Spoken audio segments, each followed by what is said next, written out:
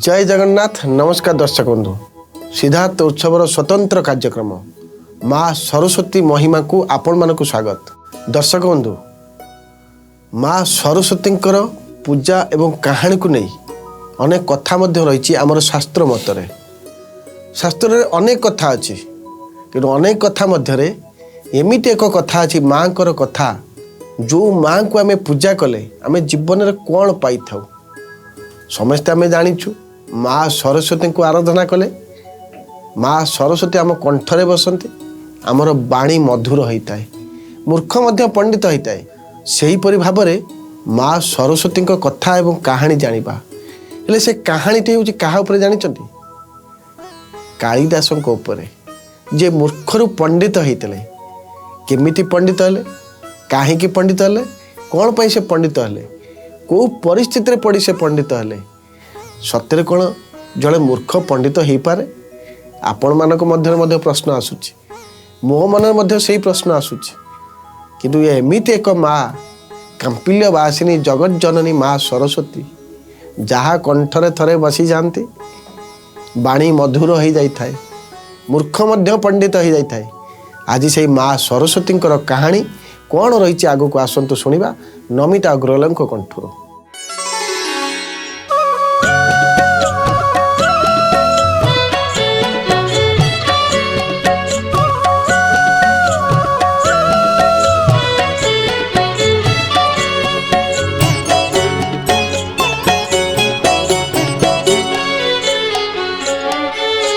महाकवि कालिदास जे महामूर्ख थिले, काहार कृपारु किपरि महापंडित हेले। से कहानी आज कहूछि सुन सुज्ञानी जन, माँ सरस्वती पदरे करि दंड प्रणाम। महाकवि कालिदास जे महामूर्ख थिले, काहार कृपारु किपरि महापंडित हेले।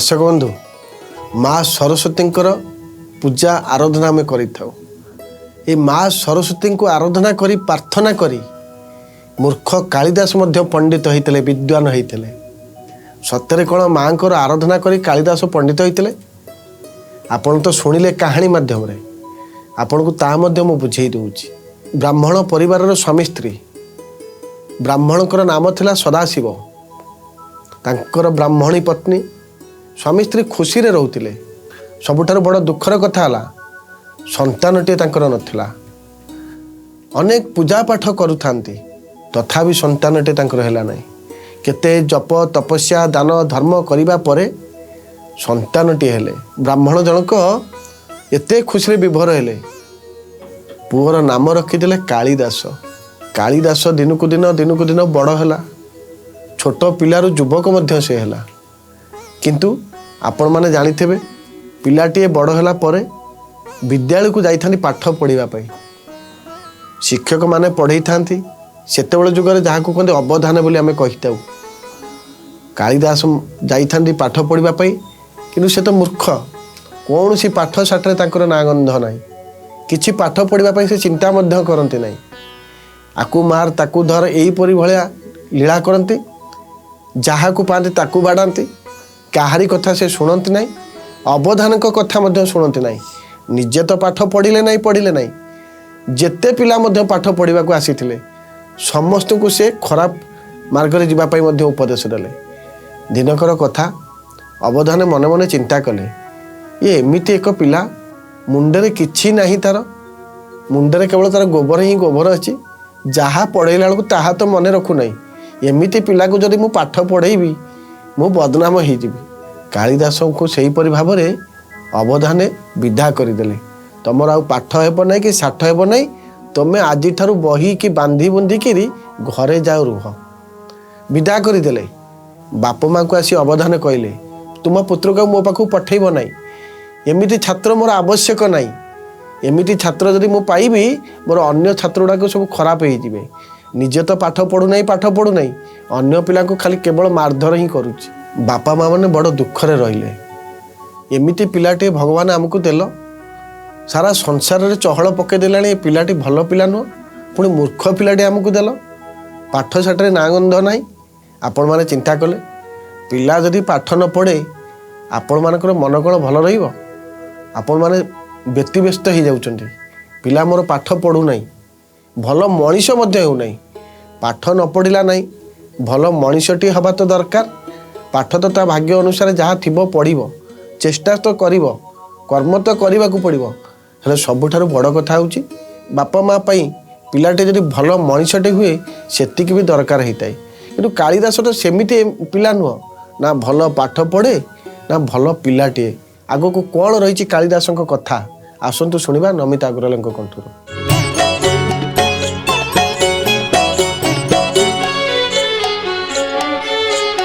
अकस्मात पुणे दिनटे आसी गला दुर्जोग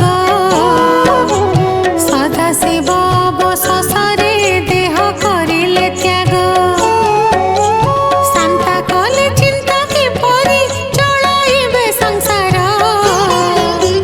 पुओ योग्य थिले नियंता सीना बापांक भार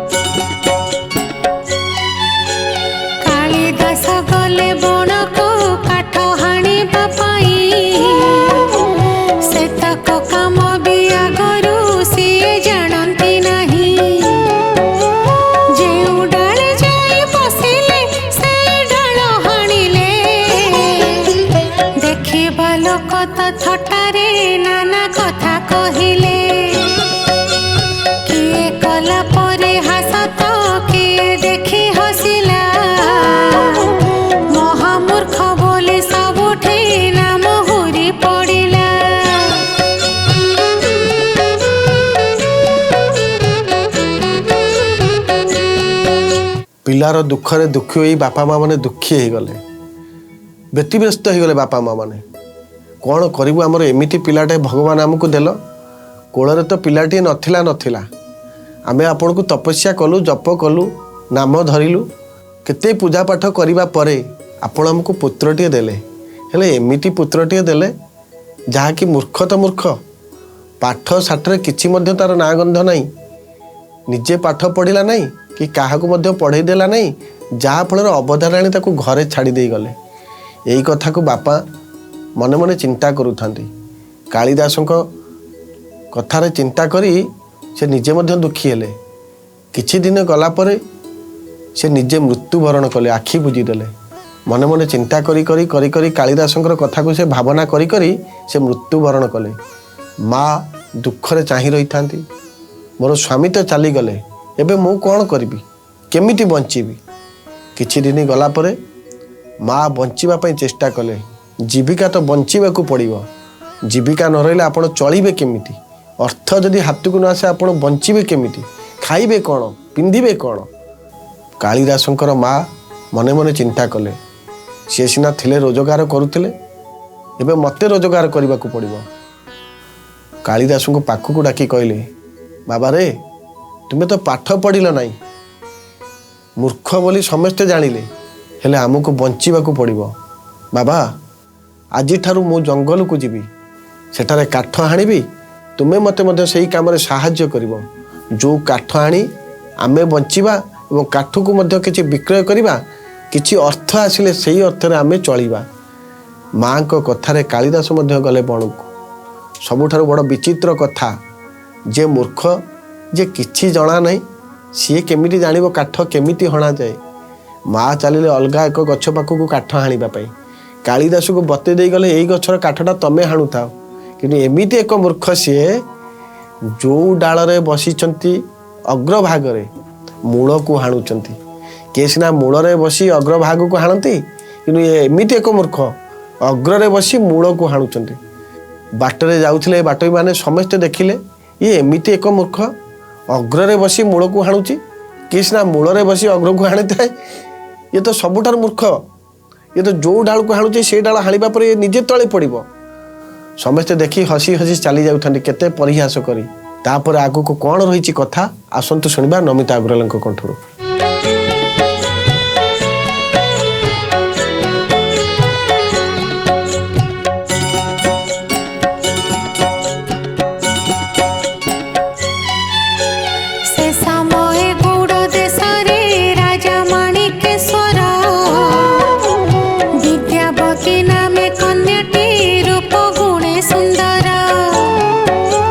ସେ କନ୍ୟାର ବିବାହ ବୟସ ଯେବେ ହୋଇଲା,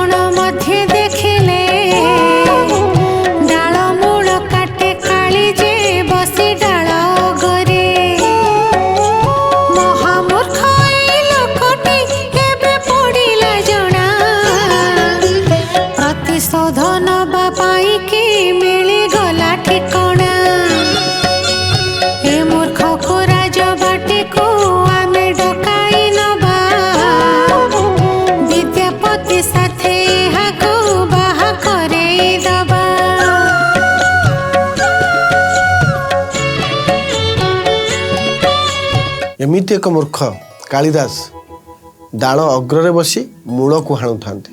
ସମସ୍ତେ ଦେଖି ବାଟରେ ଚାଲିଗଲେ। କିଛି ଦିନ ପରେ ଏକ ଗୌଡ଼ ଦେଶର ରାଜା ଯାହାଙ୍କ ନାମ ହେଉଛି ମାଣିକେଶ୍ୱର, ତାଙ୍କର ଏକ ପୁତ୍ରୀ ଥିଲେ ରୂପବତୀ, ସୁନ୍ଦରୀ, ଲାବଣ୍ୟବତୀ। ଝିଅ ଯେତେବେଳେ ବଡ଼ ହେଇଯାଏ, ଝିଅର ବିବାହର ସମୟ ଆସିଯାଏ, ବାପା ମା ମାନେ ଚିନ୍ତା କରିଥାନ୍ତି ଝିଅକୁ ବିବାହ ଦେବେ ବୋଲି। ଭଲ ପୁଅଟିଏ ଦେଖିବା, ଯୋଗ୍ୟ ଦେଖିବା, ଝିଅକୁ ବିବାହ କରିଦେବା। ଯେତେବେଳେ ପ୍ରସ୍ତାବ ଆସିଲା, ଝିଅ ବିଦ୍ୟାବତୀ ଏକ ପ୍ରସ୍ତାବ ରଖିଲେ। ବାପାଙ୍କୁ କହିଲେ ଆପଣ ପ୍ରସ୍ତାବ ଆଣନ୍ତୁ, ମୋର ମନା ନାହିଁ, କିନ୍ତୁ ମୋର ଗୋଟିଏ କଥା ବାପା ମନେ ରଖନ୍ତୁ, ଯଦି ମୋର ସର୍ତ୍ତ ମୋତେ ଯଦି ଯେଉଁମାନେ ବିଦ୍ୟାରେ ହରେଇ ଦେବେ, ତେବେ ମୁଁ ସେଇ ପୁଅକୁ ହିଁ ବିବାହ କରିବି। ସ୍ୱୟଂବରର ଆରମ୍ଭ ହେଲା। ରାଜା ମଧ୍ୟ ଝିଅକୁ ସମ୍ମାନ ଦେଇ କହିଲେ ତୁମେ ଯାହାକୁ ହରେଇ ଦେବ ସେଇ ପୁଅକୁ ତୁମେ ବରଣମାଳା ପିନ୍ଧେଇବ। ଝିଅ ବିଦ୍ୟାବତୀ ମନେ ମନେ ଚିନ୍ତା କରୁଥାନ୍ତି, ମୋ ରାଜ୍ୟରେ ମୋ ବାପା ହେଉଛନ୍ତି ରାଜା, ଏତେ ବଡ଼ ପଣ୍ଡିତ ଅଛନ୍ତି, ଏତେ ବଡ଼ ବିଦ୍ୱାନ ବ୍ୟକ୍ତି କିଏ ଅଛନ୍ତି, ମୋତେ ଆସି ଏ ରାଜସଭାରେ ହରେଇ ଦେବେ ଏବଂ ମୁଁ ତାଙ୍କୁ ବରଣମାଳା ପିନ୍ଧେଇବି। ବଡ଼ ବିଚିତ୍ର କଥା ଆଜ୍ଞା। ଦେଖନ୍ତୁ, ବିଧିର ବିଧାନ ଯାହା ଲେଖା ହେଇଛି ସେୟା ହିଁ ହେବ। କାହିଁକି ନା ଈଶ୍ୱର ଆମକୁ କିଛି ନୀତି ଶିକ୍ଷା ଦେଇଥାନ୍ତି। ରାମଚରିତ ମାନସର ଗୋଟେ ସୁନ୍ଦର କଥା ମଧ୍ୟ ମନେ ପଡ଼େ। ହୋଇ ଶୋଇ ଯୋ ରାମର ଚିରାଖା, କୋ করে তর্ক বঢ়াবে শাখা। ଏ ଦୋହାର ଅର୍ଥ ଆପଣ ବୁଝିଲେ ସବୁ କିଛି ଜାଣିପାରିବେ। ହୋଇ ଶୋଇ ଯୋ ରାମର ଚିରାଖା, ଯାହା ନିର୍ଦ୍ଧାରିତ ହେଇସାରିଛି, ଯାହାକୁ ଭଗବାନ ସ୍ୱୟଂ ରାମଚନ୍ଦ୍ର ଲେଖି ଦେଇଛନ୍ତି, ବିଧିର ବିଧାନ ଲେଖି ସାରିଛନ୍ତି, ସେ ଲେଖାକୁ କ'ଣ ଆମେ ଲିଭେଇ ପାରିବା? ଆମେ ସାର ମଣିଷ, ଛୋଟ ଛୋଟ କଥାକୁ ନେଇ ଆମେ ତର୍କ ବିତର୍କ କରି ଖାଲି ଶାଖା ମେଲଉଛେ। ଯେଉଁ କଥାର କିଛି ମୂଲ୍ୟ ନାହିଁ, ସେଇ କଥାର ଖାଲି ଶାଖା ମେଲେ ଆମକୁ କ'ଣ ମିଳିବ? ଆପଣମାନେ ଏଇ ଦୋହାର ଅର୍ଥ ଯେମିତି ବୁଝିବେ, ତେବେ ଆପଣ ମଣିଷ ହେଇପାରିବେ। ଯେତେ ବଡ଼ ରାଜ୍ୟର ବାପା ରାଜା ହୁଅନ୍ତୁ ନା କାହିଁକି, ଝିଅକୁ ଚାହିଁଲେ କ'ଣ ରାଜା ତାଙ୍କ ଅନୁସାରେ କ'ଣ ବିବାହ ଦେଇପାରିବେ? ଝିଅର ଯେଉଁଠି ଲେଖା ହେଇଛି ସେଇଠି ହିଁ ବିଭାଘର ହେବ। ଯେତେବେଳେ ବିଦ୍ୟାବତୀ ନିଜେ ତାଙ୍କର ସ୍ଥିର କରିଛନ୍ତି, ମୋତେ ରାଜ୍ୟରେ ଯିଏ ହରେଇ ଦେବ ବିଦ୍ୟାରେ, ମୁଁ ସେଇ ପୁଅକୁ ବରଣମାଳା ପିନ୍ଧେଇବି। ସାରା ରାଜ୍ୟରୁ ପଣ୍ଡିତମାନେ ଆସିଲେ, କେତେ ବିଦ୍ୱାନ ବ୍ୟକ୍ତିମାନେ ଆସିଲେ, କେତେ ଗୁଣୀ ବ୍ୟକ୍ତିମାନେ ଆସିଲେ। ରାଜସଭାର ସ୍ୱୟଂବର ଚାଲିଲା। ସ୍ୱୟଂବର ଚାଲିବା ଭିତରେ ଝିଅ ବିଦ୍ୟାବତୀକୁ କେହି ଆଉ ବିଦ୍ୟାରେ ହରେଇ ପାରିଲେ ନାହିଁ। ସମସ୍ତେ ମନେ ମନେ ଚିନ୍ତା କରୁଥାନ୍ତି, ଏତେ ରୂପବତୀ, ସୁନ୍ଦରୀ, ଲାବଣ୍ୟବତୀ ଝିଅକୁ ଆମେ କ'ଣ ପାଇବା ନାହିଁ? ସମସ୍ତେ ଚିନ୍ତା କରୁଥାନ୍ତି। କିନ୍ତୁ ଝିଅ ବିଦ୍ୟାବତୀ ଏତେ ଗୁଣବାନ, ଏତେ ବିଦ୍ୟାରେ ସେ ପ୍ରଘଟ, ତାକୁ ହରେଇବା ଭଳି ରାଜ୍ୟରେ ଆଉ କେହି ନାହାନ୍ତି। ସମସ୍ତଙ୍କୁ ଅପବାଦ ଦେଇ, ଅପମାନ ଦେଇ ବିଦ୍ୟାବତୀ ବିଦା କରିଦେଲେ। ତମେ ଏତେ ବଡ଼ ପଣ୍ଡିତ ହେଇଛ, ତମେ ଆଜି ମୋ କଥାର ଉତ୍ତର ଦେଇପାରୁନା, ତମେ କି ପଣ୍ଡିତ? ସମସ୍ତେ ମନ ଦୁଃଖରେ ଫେରି ଆସିଲେ, କିନ୍ତୁ ମନେ ମନେ ଚିନ୍ତା କରୁଥାନ୍ତି, ଇଏ ଝିଅର ଏମିତି ମୁହଁ, ଆମକୁ ଅପମାନ ଦେଲେ, ରାଜ୍ୟକୁ ଡାକିଛନ୍ତି, ତମେ ବିବାହ ନହେଲ ନାହିଁ, ଆମେ ବିଦ୍ୟାରେ ହାରିଗଲୁ, ଆମେ ମାନୁଛୁ, ତା ବୋଲି କ'ଣ ଆମକୁ ତମେ କହିବ ଏମିତି ପଣ୍ଡିତ ତମେ ମୋତେ ହରେଇ ପାରିଲ ନାହିଁ? ଠିକ୍ ଅଛି, ଆମେ ଯଦି ପ୍ରକୃତରେ ପଣ୍ଡିତ, ଆମେ ସିନା ତୁମକୁ ପାଇପାରିଲୁ ନାହିଁ, କିନ୍ତୁ ଏ ଝିଅକୁ ଏମିତି ପାନେ ଦେବୁ, ସାରା ଜୀବନ ଆମ କଥା ସେ ଭାବୁଥିବ। ପଣ୍ଡିତମାନେ ସମସ୍ତେ ଫେରିଲେ। ବାଟରେ ଯାଉଛନ୍ତି, ଦେଖିଲେ କାଳିଦାସଙ୍କୁ ଯେଉଁ ଗଛରେ ବସିଛନ୍ତି, ଗଛର ଅଗ୍ରଭାଗରେ ବସିଛନ୍ତି, ମୂଳଟିକୁ ହାଣୁଛନ୍ତି। ସବୁ ପଣ୍ଡିତମାନେ ଚିନ୍ତା କଲେ, ଇଏ ଏଇ ମୂର୍ଖ, ଏତେ ବଡ଼ ମୂର୍ଖ, ଏଇ ମୂର୍ଖକୁ ନେଇ ଆମେ ରାଜସଭାରେ ଉପସ୍ଥିତ କରେଇ ଝିଅ ବିଦ୍ୟାବତୀ ସହିତ ୟାକୁ ହିଁ ବିବାହ କରିବା, ତେବେ ଆମେ ଝିଅ ଦେଇଥିବା ଅପମାନର ପ୍ରତିଶୋଧ ନେଇପାରିବା।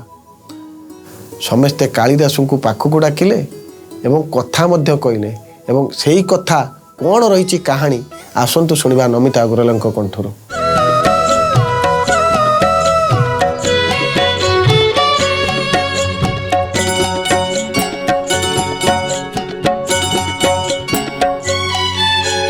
କାଳିଦାସଙ୍କୁ ସେ କହିଲେ, ଆରେ ଶୁଣ ରେ ବାବୁ, ରାଜକନ୍ୟା ବାହା ହୋଇବ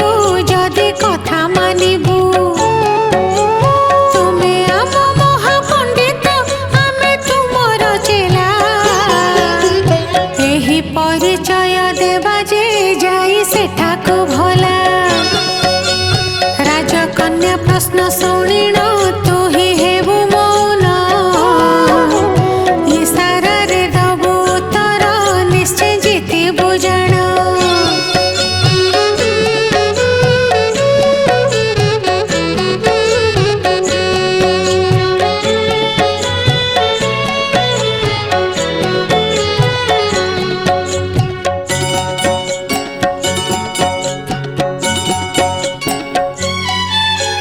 जाई पहुँचिले सभिए पुणे राजपाटी रे ज्ञान चर्चा पाई बसिले विद्यावती आगरे गोटिए अंगूठी देखाई विद्यावती पचारे मो आखि फुटाई देव ए काली मने बिचारे इशारा रे दुई अंगूठी काली देखाई देले मने मने भाविले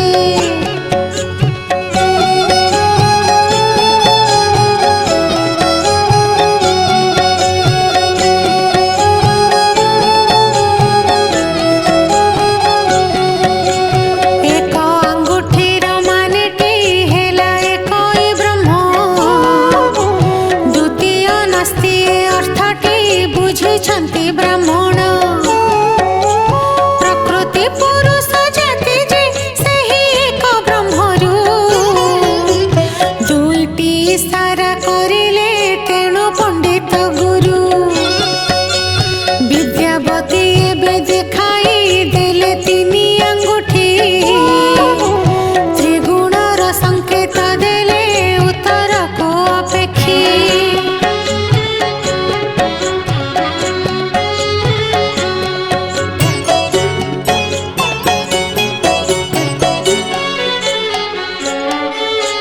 तीनोटी अंगूठी देखिण कालिदास बुझिले मो देहरे हाथ देव जे ही कन्या पहिले उत्तर रे चारि अंगूठी तांको देले देखाई तू जदि मारिबु मते मु तते छाड़िबि नाही विद्यावती किंतु बुझिले त जोगर कथा त्रिगुण को साधि पारिब सदा जोग करुथा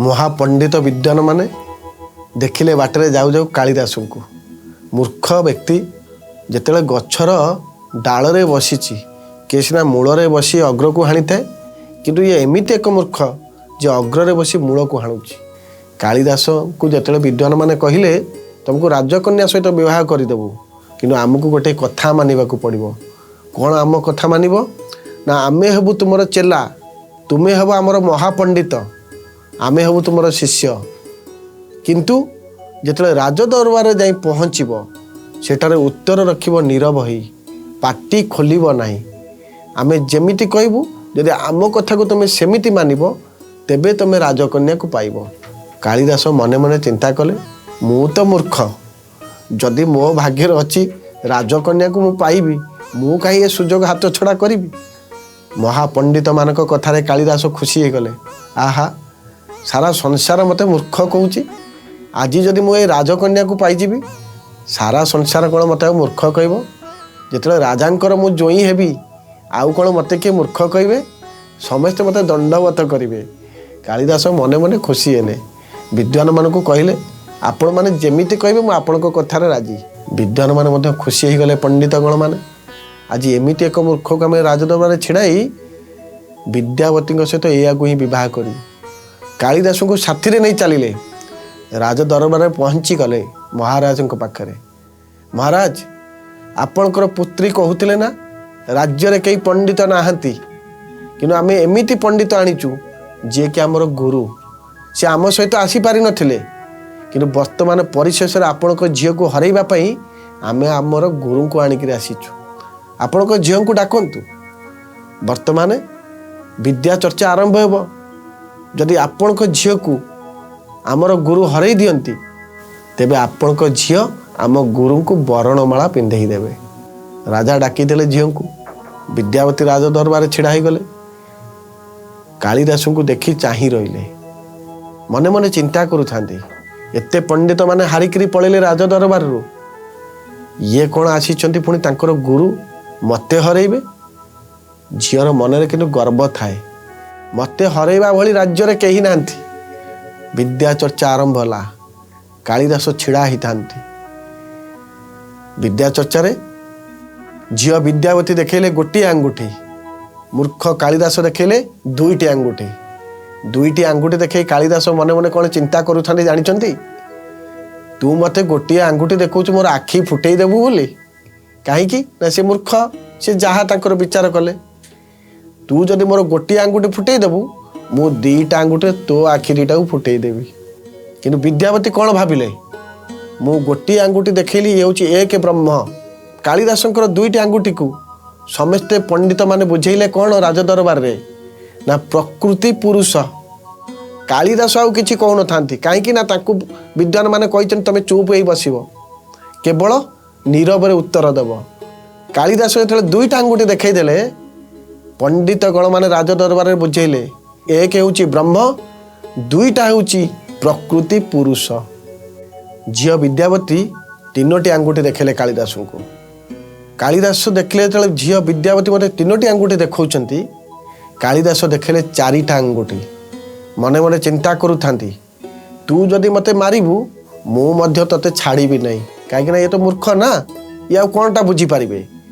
झियंकर उद्देश्य कौन कालिदास बुझुचंती कौन एते मूर्ख कौनसी कथा से बुझीबा को नाराज कि कौनसी कथा से भल भाव से बुझंती नहीं जेते प्रकार खराब भावना तांको मन रे ही आसीताए।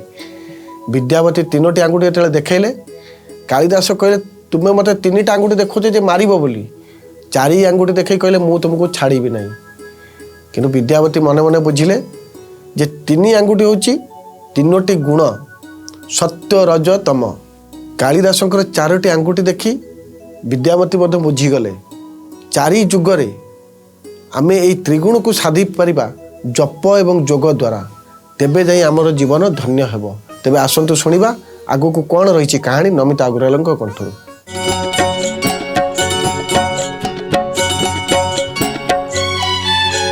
पांचटी अंगूठी देखाई विद्यावती पचारे केते गोटी मन रहिछे आम एई देहरे। कालिदास देखि भाबिले इए चापुड़ा दब मुथ देखेइले भाबिके निश्चय डरिब।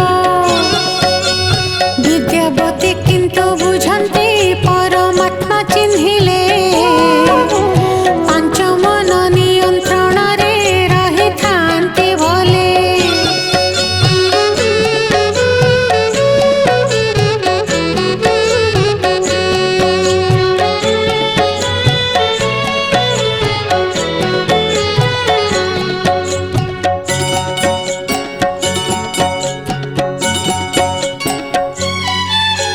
शेषे पराजय स्वीकार कले विद्या सुंदरी स्वामी रूपे कालिदासंको नेले सादरे बरी। बाहाघर परे आसिले मधुसज्जा रजनी थट्टा मजा हस खुशी जे पुणी केते कहानी। हे समय दूरे थाइना ओट बोबाई देला पचारिले विद्यावती जे स्वामी एकी हेला।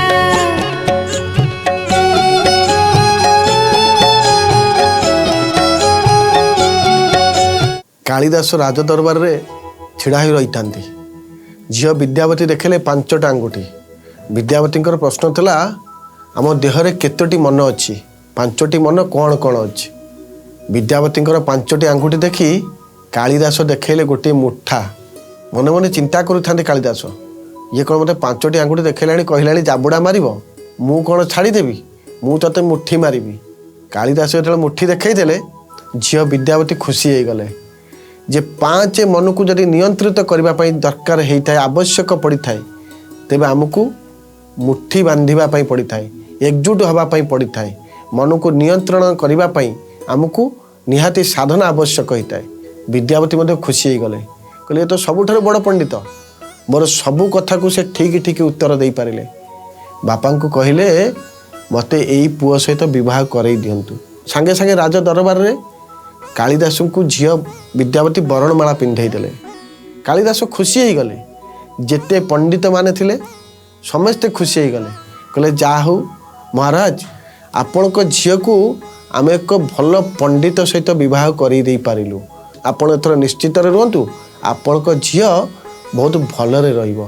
तापरे जेतेबेले विद्यावती गले कोठी की ना कालिदास घर को जेतेबेले झीलटे बह जाए से ससुर घर को जाती से भाव में विद्यावती ससुर को गले। विवाहर 4 दिन पर मधुसज्जार समय आसला जिते मधुसज्जार समय आसला से समय झील विद्यावती बा स्त्री कालिदास स्त्री हेले विद्यावती से कालिदास पाखक गले स्नेहरे मधुर मधुर कथा हेले मिठा आलाप कले सबू कथबार्ता भितर किछि समय मध्यरे एक ओट बोबई देला। स्त्री विद्यावती पचारिले स्वामी एमिति कौन एक शब्द शुभिला किंतु कालिदास उत्तर दे पारिले नाही। तापरे कौन रहिला आगु को कथा आसंतु शुणिबा नमिता अग्रवाल कंठरू।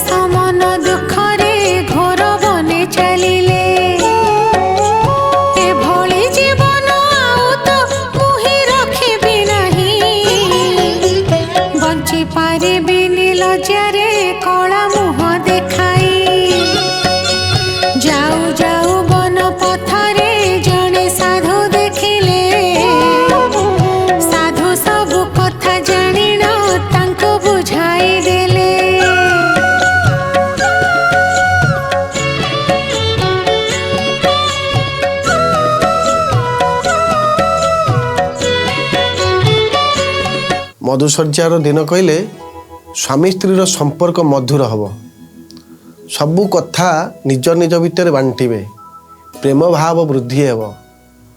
से मधुसज्जा समय एक ओट बोबई देला। स्त्री विद्यावती संस्कृत भाषा रे कालिदास को पचारिले एमिति शब्द कौन पाई हैला। कालिदास किंतु बुझी पारिले नहीं कहीं से तो निरोला मूर्ख ना मूर्ख कौन बुझी पारिबे। विद्यावती सिना आंगुठी देखे देखे बुझिले जे मोर स्वामी हूँ बड़ पंडित किंतु कालिदास जो आंगुठी देखौले तार अर्थ थिला अलगा किंतु विद्यावती बुझीथिले अलगा जाफल ये मूर्ख स्वामी को पाइथिले। जेतेबेले देखिले विद्यावती जे मोर स्वामी एक मूर्ख कथा बुझी न पारे बल बल ही चाही रहिले कौन विद्यावती पचारुची कौन मोर स्त्री पचारुची खाली बल बल ही चाही रहिले। विद्यावती मने मने चिंता कले ये निरोला मूर्ख मु आकु विवाह करी मो जीवनटा बड़ दुख हो गला मु बुझी पारिली नहीं चिन्ही पारिली नहीं ये भली मूर्ख को बाहाई गली। जेतेबेले कालिदास पुणी डाकती पाखक विद्यावती को प्रेम संपर्क वृद्धि करने आलाप करने कथा दुई पद मिठा कथा गपीवाई विद्यावती से समय कौन कले जानी स्वामी को गोईठा मारी तलू को खसईदेले। कालिदास तले पड़गले। विद्यावती से समय ठारू निज घर को फेरीगले। कालिदास चाही रहिले कहले एमिति जीवन मु रखी ना जदि स्त्री ठारू मु गोईठा खाइबी ତେବେ ସେମିତି ଜୀବନ ମୋର ରଖି ଲାଭ କ'ଣ କହିଲେ ଦର୍ଶକ ବନ୍ଧୁ। ସ୍ୱାମୀ ଯେତେ ବଡ଼ ମୂର୍ଖ ହେଲେ ସ୍ତ୍ରୀ ଯଦି ସ୍ୱାମୀକୁ ଅପମାନ ଦିଏ, ତିରସ୍କାର କରେ, ଶେଷରେ ଯଦି ଗୋଇଠା ମାରିବ, ସେ ସ୍ୱାମୀ ଆଉ କ'ଣ ଜୀବନ ରଖିବ? କିନ୍ତୁ ପରିଶେଷରେ କାଳିଦାସ ଯେତେବେଳେ ଗୋଇଠା ଖାଇଲେ, ଘର ଛାଡ଼ି ଚାଲିଯିବାକୁ ବସିଲେ। ଏ ଜୀବନ ଆଉ ମୁଁ ରଖିବି ନାହିଁ, ଜୀବନକୁ ହାରିଦେବି। ଯଦି ମୁଁ ବିବାହ ହେଲି, ସ୍ତ୍ରୀର ସୁଖ ପାଇଲି ନାହିଁ, ମଧୁଶଯ୍ୟା ଦିନ ଯେଉଁଦିନ ପବିତ୍ର ସମ୍ପର୍କ ବାନ୍ଧିବା କଥା, ସେଇଦିନ ଯଦି ମୁଁ ସ୍ତ୍ରୀ ପାଖରୁ ଗୋଇଠା ପାଇଲି, ଏ ଜୀବନ ରଖି ଲାଭ କ'ଣ? ବାଟରେ ଚାଲିଲେ, ବାଟରେ ଯାଉଛନ୍ତି ଜୀବନ ହାରିବା ପାଇଁ। ବାଟରେ ଗଲାବେଳକୁ ଏକ ସାଧୁ ପହଞ୍ଚିଲେ, ସାଧୁଙ୍କ ସହିତ ଦର୍ଶନ ହେଇଗଲା। ସୁନ୍ଦର କଥା ଦେଖନ୍ତୁ, ଆପଣଙ୍କ ଜୀବନକୁ ଯଦି କିଏ ପରିବର୍ତ୍ତନ କରେଇ ଦିଅନ୍ତି, ସେ ହେଉଛନ୍ତି ସାଧୁ, ଋଷିମାନେ, ବ୍ରାହ୍ମଣମାନେ, ବିଦ୍ୱାନମାନେ। ଏମାନେ ଯଦି ଆପଣଙ୍କ ସଂସ୍ପର୍ଶରେ ଆସିଯାଆନ୍ତି, ତେବେ ଆପଣଙ୍କ ଜୀବନକୁ ପରିବର୍ତ୍ତନ କରେଇ ଦିଅନ୍ତି। ପିଲା ହେଉ, ବୟସ୍କ ବ୍ୟକ୍ତି ହୁଅନ୍ତୁ, ବୁଢ଼ା ହୁଅନ୍ତୁ, ଯଦି ଜଣେ ଅବାଟରେ ଯାଇଛନ୍ତି, ତାଙ୍କୁ ଭଲ ମଣିଷ କରିବା ପାଇଁ ବ୍ରାହ୍ମଣମାନଙ୍କର ଅବଦାନ ଥାଏ, ସାଧୁମାନଙ୍କର ଅବଦାନ ଥାଏ। ସେହିପରି ଭାବରେ କାଳିଦାସ ବାଟରେ ଯିବା ସହିତ ସାଧୁଙ୍କ ସହିତ ସାକ୍ଷାତ ହେଇଗଲା। ମୂର୍ଖ ହେଲେ ବି ସାଧୁଙ୍କୁ ଚାହିଁ ରହିଲେ। କିଛି ସମୟ ପରେ ସାଧୁଙ୍କର ପାଦ ଛୁଇଁ ପ୍ରଣାମ କଲେ। ସାଧୁ ପଚାରିଲେ, ତୁମେ କୁଆଡ଼େ ଯାଉଛ? ସାଧୁଙ୍କୁ ସବୁ କଥା କହିଲେ। ସାଧୁ କାଳିଦାସଙ୍କର କଥା ଶୁଣି ମନେ ମନେ ଚିନ୍ତିତ ହେଲେ। ଏ ସ୍ତ୍ରୀ ଠାରୁ ଗୋଇଠା ଖାଇକିରି ଘର ଛାଡ଼ିକିରି ଆସିଛି ଆଜି ଜୀବନ ହାରିବା ପାଇଁ। ସାଧୁ ତାଙ୍କୁ ସବୁ କଥା ବୁଝେଇଲେ। ଆଗକୁ କ'ଣ ରହିବ କଥା ଏବଂ କାହାଣୀ, ଆସନ୍ତୁ ଶୁଣିବା ନମିତା ଅଗ୍ରୱାଲଙ୍କ କଣ୍ଠରୁ।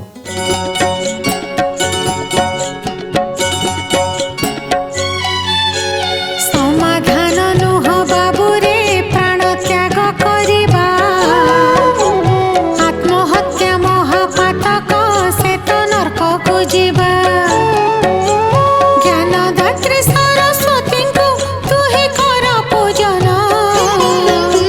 ମୂର୍ଖ ଦୋଷ ତୋର କଟିବ, ଜ୍ଞାନ ହେବ ଅର୍ଜନ। ସରସ୍ୱତୀ କିଏ କେଉଠି ମୁହିଁ ତାଙ୍କୁ ପାଇବି, କୁହ ସାଧୁ ତାଙ୍କ ଠିକଣା, ନିଶ୍ଚୟ ତାଙ୍କୁ ପୂଜିବି।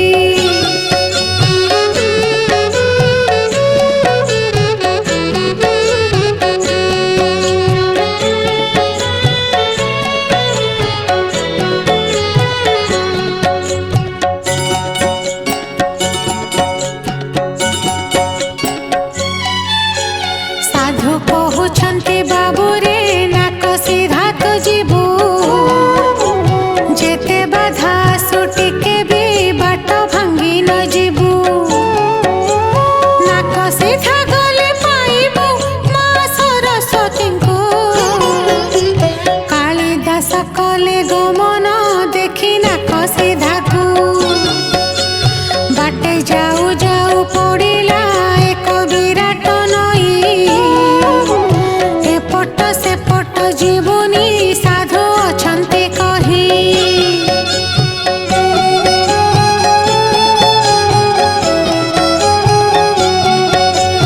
କାଳିଦାସ ସ୍ତ୍ରୀର ଅପଦସ୍ତ ପାଇ ବାଟରେ ଗଲାବେଳେ ସାଧୁଙ୍କ ସହିତ ସାକ୍ଷାତ ହେଲେ।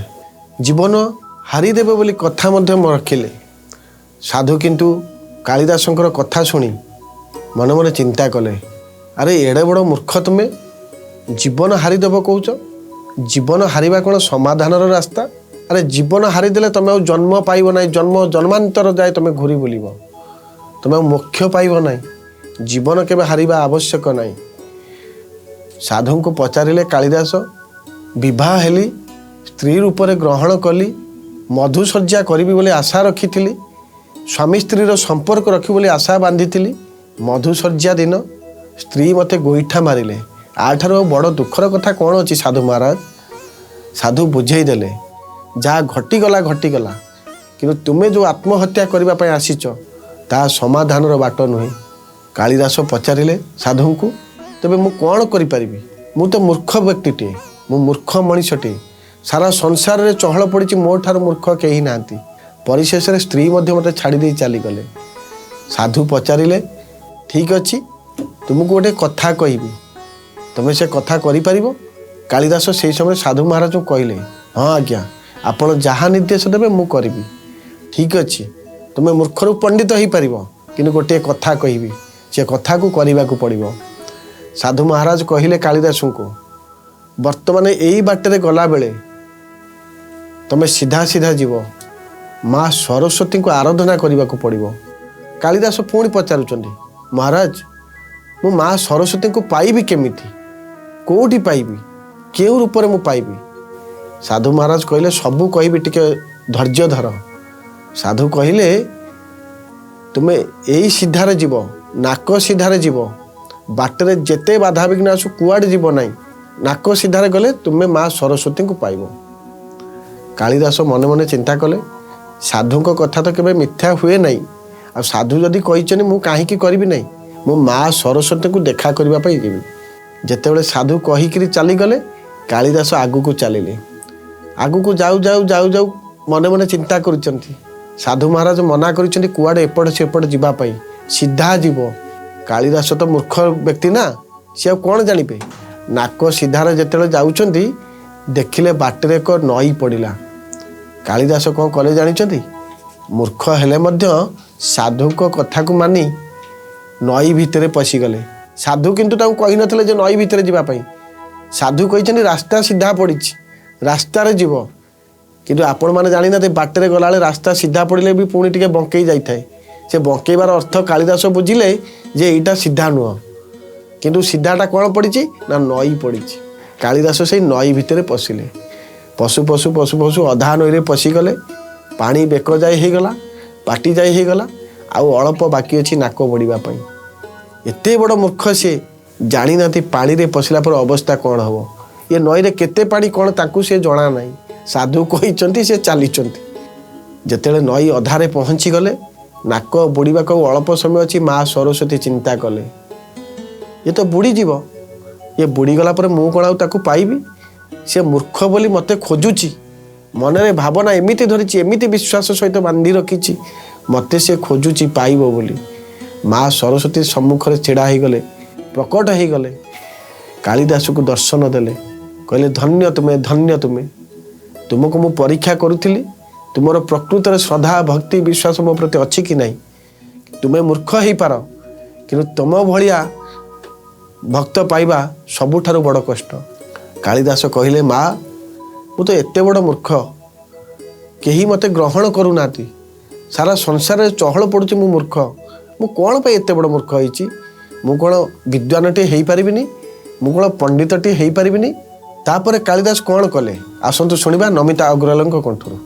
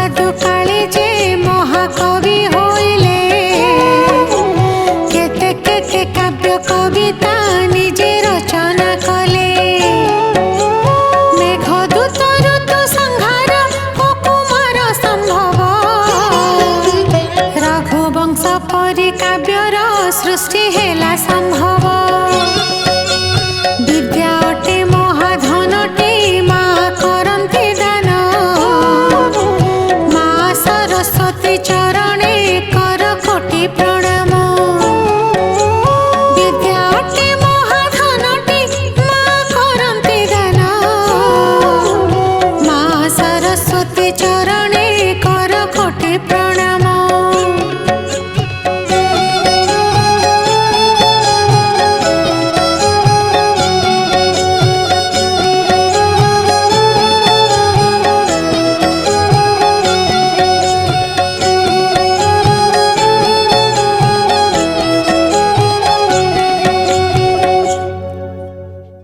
माँ सरस्वती कथा शुणी कालिदास माँ को पाद तले लोटी पड़े लम भई दंडवत हेले। माँ 7 जन्म जाई मु पंडित हो पारिबि नहीं, मु जीवन हारिबा पई आसीथिली, साधु कथा शुणी आपन को दर्शन करबा पई आसिली। आपण माया रचिले पुणी मते दर्शन देले। हेले माँ मते कहतु तो 7 जन्म जाई जदि मु मूर्ख ही रहिबी मु जीवन बंचीबी केमिति? मते तो समस्त तिरस्कार करिवे, केमिति ए जीवन को रखिबी? मते टिके माँ दया कर, तुमर आशीष हेले मु मूर्खरू पंडित टे हो पारिबी। माँ दया कर। माँ को मन तरली गला। जगत जननी माँ पीरा संतान आगे संतानर कष्ट आगे माँ कौन निजको संभाली पारिबो? कहिले दर्शक बंधु आपण घरे मध्य माँ से परी भाव पिलार जेते बड़ कष्ट आसू माँ मन तरली जाए। ये तो जगत जननी माँ सरस्वती विद्या देवी माँ जा देवी सर्वभूतेषु विद्यारूपेण संस्थिता नमस्तस्यै नमस्तस्यै नमस्तस्यै नमो नमः। से विद्यादात्री माँ सरस्वती को कालिदास प्रणाम करी मनर कथा सबू कहले। माँ को मन तरली गला। कालिदास को गोटे कथा माँ कहले, 7 जन्म जाए पंडित तो हो पारिबनी, तथापि मु गोटे कथा कहूँ शुण, से कामटी को जदि तुम्हें करदेव तेबे तुमर मूर्ख दोष कटिଯିव। कालिदास किंतु सबू करने प्रस्तुत थिले। मनरे व्यग्र था माँ केतेबेले कौन कहिबे मु ताहा ही करिबी। माँ एक पोखरी सृष्टि कले। सेई पोखरी रे मते तुमे स्मरण करी 7 थर बुड़ मारिबो। 7 थर बुड़ मारी सारिबा परे तुमर मूर्ख दोष कटिଯିव। कालिदास बड़ खुशी रे सेई पोखरी मध्य जाई माँ सरस्वती को स्मरण करी 7 थर बुड़ मारिले। 7 थर बुड़ मारी सारिबा परे माँ को आशीर्वाद हला, माँ को दया हला, माँ को सुदया हला, माँ को कृपा हला कालिदास प्रति। कालिदास को आशीर्वाद दे माँ सरस्वती आशीर्वाद पाई से प्रसाद टिके को पाई कालिदास हो गले बड़ पंडित। जहाँ को आम कहूलु मूर्ख समस्ते हसुले सारा संसार रे तांकर कथा आचार विचार को देखी से कालिदास आज महापंडित हेब। माँ सरस्वती आशीर्वाद से दिन ठारू कालिदास पंडित हो गले। कालिदास पंडित होगा पर केते बड़ बड़ काव्य सब रचना कले। एमिति कि रघुवंश परी एक काव्य मध्य रचना कले, जो काव्य सारा संसार रे चहल पड़गला। ये होचनी सेही कालिदास। माँ सरस्वती कृपा पाइले मूर्खरू पंडित हेले। दर्शक बंधु आज तो हूँ सरस्वती पूजा आपण पालन करेंगे। माँ सरस्वती को एमिति प्रार्थना करंतु पिला मानकर मंगल हेब। पिलांकु मध्य शिखांतु माँ सरस्वती पाखुर ही आपण विद्या पाइबे। आउ गोटे कथा परिशेष कहबू, सिद्धार्थ उत्सवर जो स्वतंत्र कार्यक्रम चली जे केवल सरस्वती पूजार कहानी बा श्री पंचमीर कहानी आपण माने शुणुचंती, कहानी सहित मध्य किछि कथा आपण सहित रखी केमिति पिलार पाठ पढ़ार उन्नति हेब, पिलार मंगल हेब। प्राय घरे आपण माने देखिथिबे पिला पाठ पढ़े स्मरण शक्ति कमी जाई थाए। यही सरस्वती पूजा दिन माँ को आराधना करने सहित माँ को आउ गोटे रूप हूँ नील सरस्वती। पिलांकर जदि प्रकृत में पाठ हो थाए, पाठ पढ़ु थाए, स्मरण शक्ति वृद्धि हो नहीं, पाठ कमी जाऊ थाए, तेबे नील सरस्वती पूजा करेंगे। नील सरस्वती पूजा कर सारा पर सुना छुंची रे गोरचिना महू घी यह एकत्रित करी पिलार जीभरे माँ सरस्वती बीज मंत्र जदि लिखि दियंती से पिला दिने ना दिने भल मनीष हेब, भल विद्वान हेब एवं भल पाठ पढ़ार मध्य से उन्नति करिवो। यह आपण करिकरी देखंतु, आपण जानिबे प्रकृत में पिलार पाठ पढ़ार उन्नति होउची कि न होउची। यह प्रमाणित मध्य रही। जो माने नील सरस्वती पूजा करी बीज मंत्र जदि जीभरे लिखि दियंती तेबे निश्चित रूप से पिला जड़े भल मनीष हेब, एमती भल ऑफिसर टे हबार योग्यता रहिबो। तेबे आज समय होइछि, आगु को एमती अनेक कथा सिद्धार्थ उत्सव स्वतंत्र कार्यक्रम आम आपंक सहित बांटू एवं समय रहुची जय जगन्नाथ।